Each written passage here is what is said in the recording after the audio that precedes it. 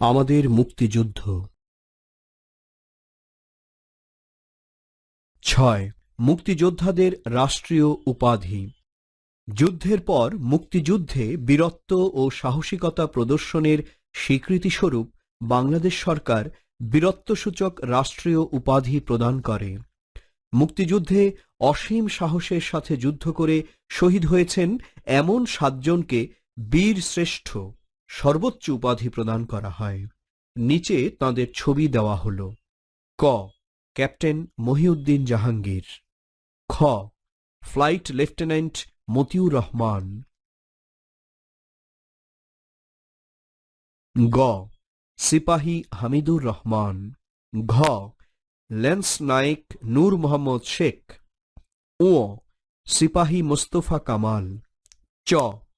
Engine room artificer Ruhul Amin. ছ. Lance naik Munshi Abdur Rauf.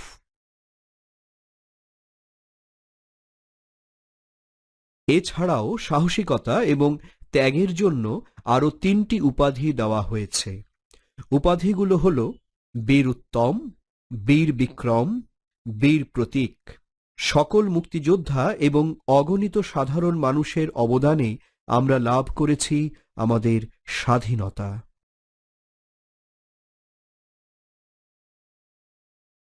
এসো বলি। মনে করো 7 জন বীরশ্রেষ্ঠ পরিবারের সদস্যকে তোমরা সংবর্ধনা দেবে। মুক্তিযুদ্ধের সর্বোচ্চ অবদানের জন্য তাদের পরিবারকে দেশের পক্ষ থেকে ধন্যবাদ জানিয়ে বক্তৃতা দাও।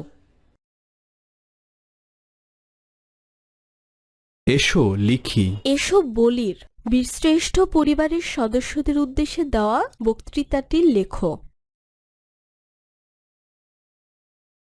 আরও কিছু করি। এটি ঢাকায় অবস্থিত মুক্তিযুদ্ধ জাদুঘর। এই জাদুঘরে কি আছে বলে তোমাদের মনে হয়? স্বাধীনতার সুবর্ণ জয়ন্তী বা 50তম বার্ষিকী উপলক্ষে একটি স্মৃতিসৌধের নকশা তৈরি করো।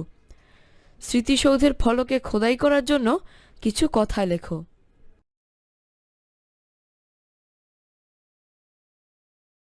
যাচাই করি। বাম পাশের সাথে ডান পাশের বাক্যাংশগুলো মিল করো। সঠিক হয়েছে।